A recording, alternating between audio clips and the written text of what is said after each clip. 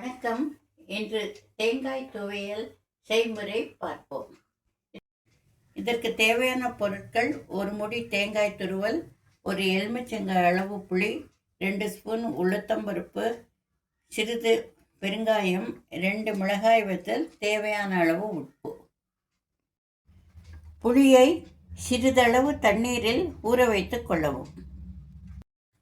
அடுப்பை பற்றவிட்டு இலுப்பச்சட்டி போட்டு சிறிதளவு எண்ணெய் விட்டு காய்ந்த பின் இந்த 3 சாமானையும் போட்டு வறுக்கவும்.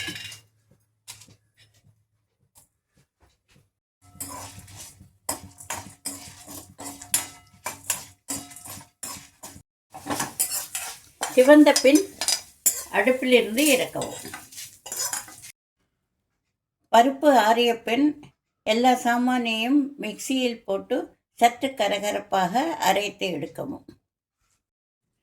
முதலில் மிக்சியில் மிளகாய் வத்தல், பெருங்காயம், உளுத்தம்பருப்பு போட்டு ஒரு சுற்றி எடுக்கவும்.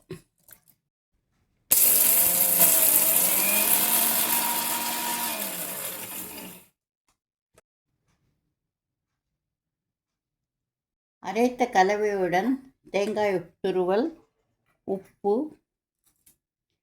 புளிக்கரைசல் சேர்க்கவும்.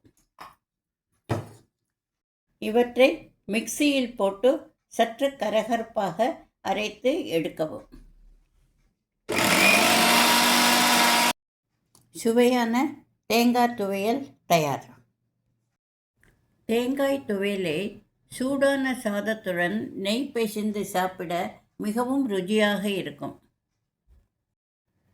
தயிர் சாதத்திற்கும் சப்பாத்திக்கும் இந்த தேங்காய் துவையலை தொட்டுக்கொண்டால் மிகவும் ருசியாக இருக்கும்.